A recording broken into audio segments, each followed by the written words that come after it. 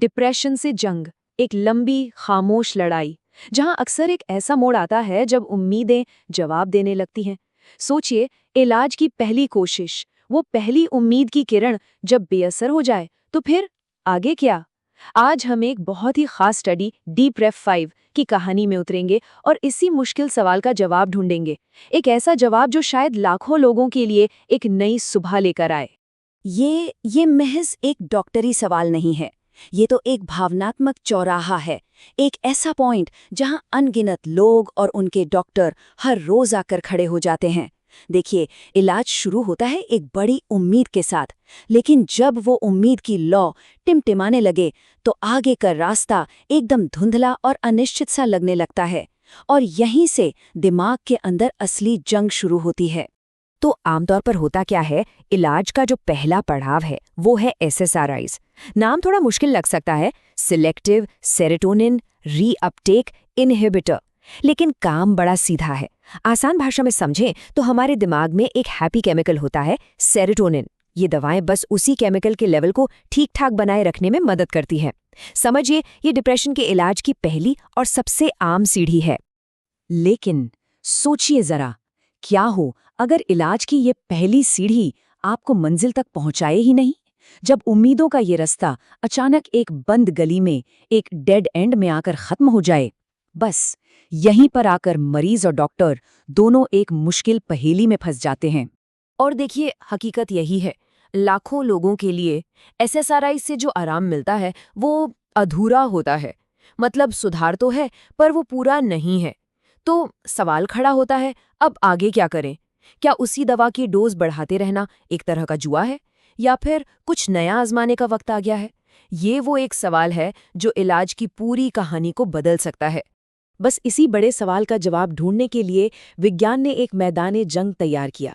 एक ऐसा मुकाबला जहां इलाज की 5 सबसे मजबूत रणनीतियों को एक दूसरे के आमने सामने खड़ा कर दिया गया। तो चलिए, इस वैज्ञानिक जंग की गहराइयों में उतरते हैं। और हमारी इस कहानी का हीरो है DPREP-5 स्टडी। देखिए, ये कोई लैब में की गई थ्योरी वाली रिसर्च नहीं थी। नहीं, ये तो एक बहुत ही प्रैक्टिकल, बड़ी समझदारी से डिजाइन की गई स्टडी थी। इसमें असली मरीजों पर 5 सबसे आम रणनीतियों की सीधी टक्कर करवाई गई, सिर्फ ये जानने के लिए कि असल जिंदगी में, असल दुनिया में क्या चीज सबसे अच्छा काम करती है। तो इस मुकाबले के मैदान में उतरे ये 5 खिलाड़ी।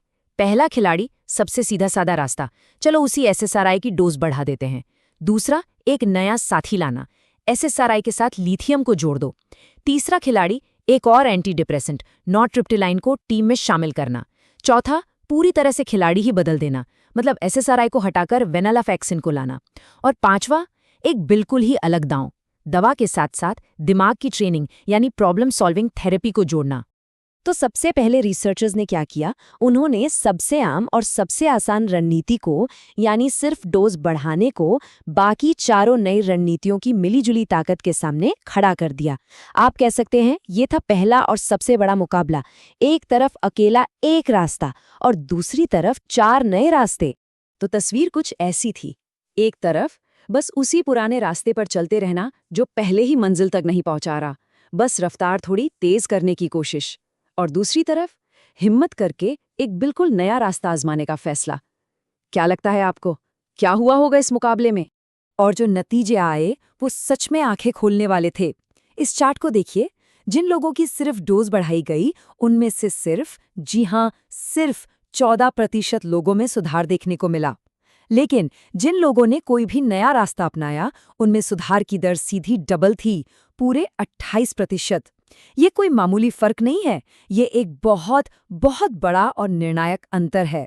अगर इसे हम आंकड़ों की भाषा में समझें, तो कुछ नया आजमाने से मरीज के ठीक होने की संभावना 2.36 गुना, यानी 2 गुने से भी ज्यादा बढ़ गई। तो इस स्टडी का पहला और सबसे बड़ा सबक बिल्कुल साफ था। अगर एक दवा काम नहीं कर रही, तो बस उसकी डोज बढ़ाते रहना सबसे कमजोर और सबसे कम असरदार रास्ता है। ठीक है, तो एक बात तो बिल्कुल शीशे की तरह साफ हो गई कि बदलाव करना ही बेहतर है।